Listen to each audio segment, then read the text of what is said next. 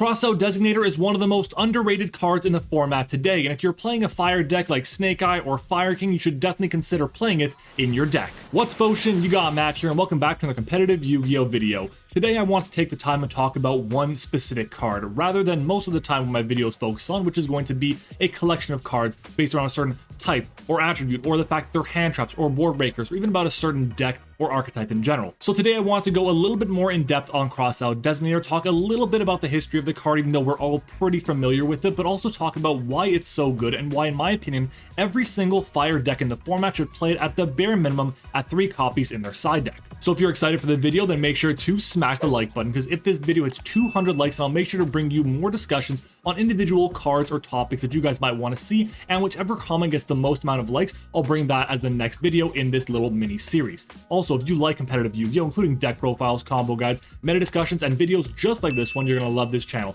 so make sure to subscribe. But with that being said, here is why Crossout Designator is one of the most underrated cards in Yu-Gi-Oh! Let's jump into it. So before we get into the nitty-gritty about Crossout Designator, I'm pretty sure we all know exactly what it is. It's basically just another version of Called by the Grave that can hit literally any main deck card as long as you play it in your main deck as well. When you activate Crossout Designator, you declare a card name as cost, and then you banish one of that card from your main deck and negate its effects, as well as the activated effects and effects on the field of cards with the same name until the end of the turn. As a quick aside, I've always hated the wording for Crossout Designator. It always feels so unnecessarily long and complicated for no real reason, but hey, it is what it is, and it gets the point across decently well. Crossout Designator was released in the OCG in 2019 and came to the TCG a few years later, like most cards, in 2021. In this case here, it was released in the 2021 Megatins and was easily the most highly anticipated card of the set by a long shot. The card reached up over prices of $100 per copy as a pre-sale, and then when the card actually got released for the first week or so of its release,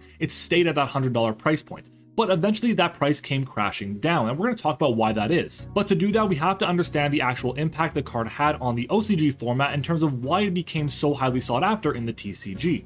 Well, back in the OCG, the format itself was really highly revolving around a few different hand traps that were the most dominant in the format. Of course, Ash Blossom was up there, but the best one by a mile was going to be Max C. Now in the TCG, we haven't had Max C legal for quite a few different years, but in the OCG, it is legal and is definitely one of the best, if not the best card in the entire game over there. So what we were seeing in the OCG was 3 copies of Max C with the 3 copies of Ash Blossom as well, because it could negate the Max C, as well as the maximum amount of copies you could play of Called by the Grave and Crossout Designator, because both those cards could also stop Max C. Basically, over the last few years, if you've played Master Duel at any time where Max C is legal, you're going to see that pretty much every deck has the maximum number of copies of Crossout, Called by, Ash Blossom, and Max C in their main decks, and then they build the rest of their strategy from there unless they have a specific restriction that would stop them from doing that. But even though we don't have Max C legal in the TCG, Crossout Designator's opening prices were at least $100 a copy, which is crazy considering the card never really amounted to anything that significant. In the TCG, the best case scenario for Crossout Designator was using it as a card that would stop these random one-off hand traps from shutting down your entire strategy. For example, if you played a deck like Dark World or Vanadium, those decks are inherently weak to something like Droll and Lockbird and would just end a turn in an instant. So having Crossout Designator for that would be really good. But here's the problem, because a lot of these decks that lost to something like Droll and Lockbird or Ash Blossom or whatever hand trap that you want to talk about that were playing Crossout Designator eventually decided that it wasn't worth the main deck space to play Crossout and the targets for it. But what were they playing instead of playing Crossout Designator? Well, a lot of them were deciding that instead of playing Crossout, they would just go ahead and pivot towards playing cards that were a bit more defensive, like hand traps, for example, or playing cards that would boost their consistency, or cards that would allow them to play around these hand traps, or through them in some cases as well. But there were also some players that realized, you know what, I'm not going to open up with Crossout Designator every single time, and my opponent's also not going to open up with a good hand trap against me every single time as well. Seeing one random 3-of card in a 40-card deck with a 5-card hand is about a 33% chance of happening. If that 33% chance does hit, then in this case here, yeah, you'll draw and lock for the combo, the turn will end, and it is what it is, you're probably losing that game. But those other 2 games, if your combo is strong enough, you should be able to win on the spot. And they said, you know what, I would just rather make sure that I have more defensive cards to stop them from doing their combo and just win on the spot with my cards. Because at the same time, if I draw the Crossout Designator and my opponent doesn't have the hand trap, then I just have essentially what is a brick in my hand that does absolutely nothing for me. So for that reason, people decided to start cutting it. But the point is that Crossout was seen originally as a card that would be offensive in nature, where you would use it to protect your offensive plays to make sure that they would go through.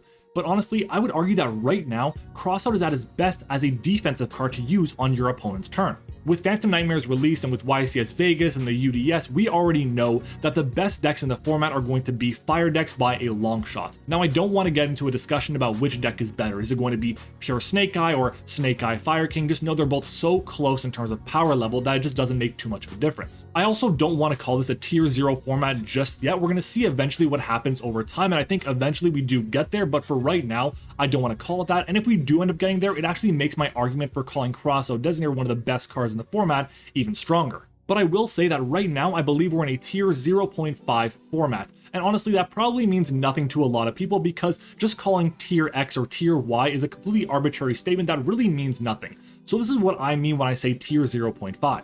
First off, a tier 0 format is when there's one specific deck that is so far ahead the power level of all the other decks in the format that the only way to truly compete consistently is by playing that deck yourself. But a tier 0.5 format means to me that there is still one deck that might eventually become tier 0, but it just needs a bit more optimization to be really strong.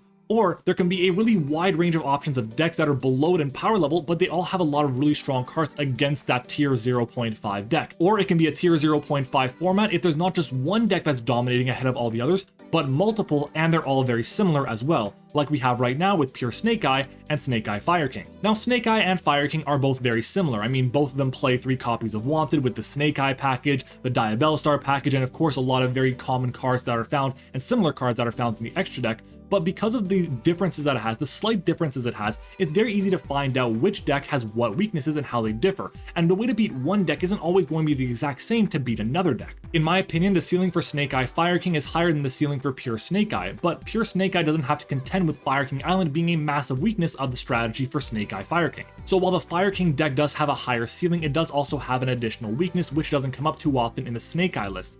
Both decks are also really weak to something like Dimension Shifter, but these decks can't play Dimension Shifter themselves, which ends up being a problem. And this is where something like Crossout Designator comes into play. So basically, Crossout Designator becomes that card that you want to play in this given format if you're playing a fire deck, because it is really good in the mirror match, and we know that there are going to be so many mirror matches. But which one is it going to be? Is it going to be pure Snake Eye against pure Snake Eye, Fire King and Snake Eye, or Fire King against Fire King? We don't really know until you sit down and play the game. So for that reason, having Crossout Designator is really good because there are so many overlapping cards in the strategies, even though the end boards or the weaknesses can vary quite a bit. This past weekend was the Undisputed Ultimate Duelist Series, also known as a UDS, which was an invite-only event, and it was expected that Fire King and Fire decks in general rather would just dominate, and that kind of held true. The top 4 was 2 Snake Eye Fire Kings, 1 pure Snake Eye, and 1 branded Despia.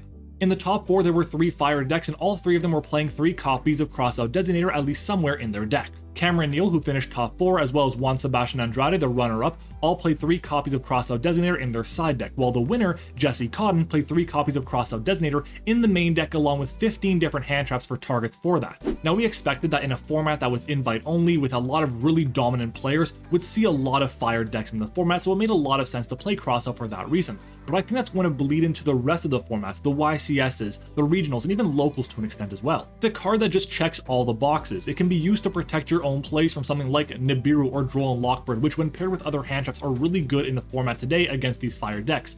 It's also really good at stopping something like Triple Tactics Talents or Soul Release, which are great board breakers against the strategy too. But most importantly, it stops your opponent from getting their own engine online. The most important main deck monster in Fire King or Snake Eye is going to be either Snake Eye Poplar or Snake Eye Ash, and while I believe it's Snake Eye Poplar, it doesn't really matter in this situation, because if you can go and cross out one of those cards when your opponent would activate their effects, it puts you significantly in the driver's seat. The other interaction I wanted to talk about was going to be the combination of having 2 Crossout Designators, one that you use and one that your opponent use. For example, let's say you're going first. You go ahead, you set up your combo, you set a card face down, that set card is Crossout Designator. Your opponent goes, they activate Bonfire to search for something like Snake Eye Ash, and you hit them with a Droll and Lockbird. They then decide to go for Crossout, you chain your own copy of Crossout, declaring Crossout Designator. Because your chain resolves first, the Crossout that's on the lower chain will be negated because of your Crossout Designator. I know that's a really complicated way of putting it, but basically Crossout can negate other Crossouts. So for that reason, it makes no sense not to play it in your strategy, because just on the off chance your opponent is,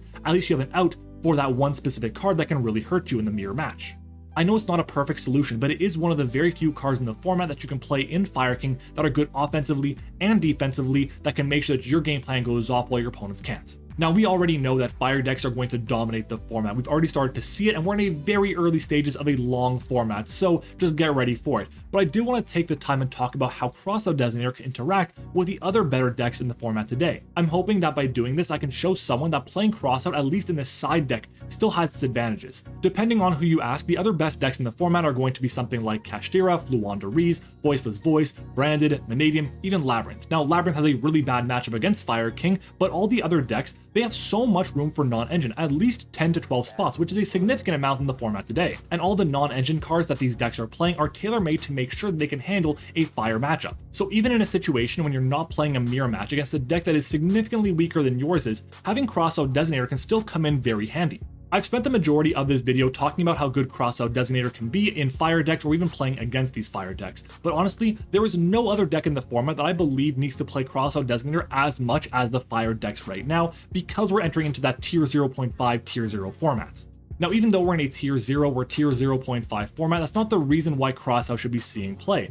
Just look back a year and a half ago to tier formats when we had another tier 0 format. That deck was absolutely everywhere and was definitely the best deck in the history of Yu-Gi-Oh! But Crossout was not seeing play, and there's a few reasons for it. But the most common one is going to be that because you're doing a lot of milling in tier decks, milling Crossout Designator did absolutely nothing to advance your strategy, so it didn't make sense to play it at all. But the other reason, and the reason why I do think it wasn't played back then and should see play right now, is because Tearlaments did a lot of playing on their turn 0. So if we go for the dice roll, I lose the dice roll, you're going first, there's still a situation where I can create a full tier board even though I'm going second and I haven't drawn for a turn yet.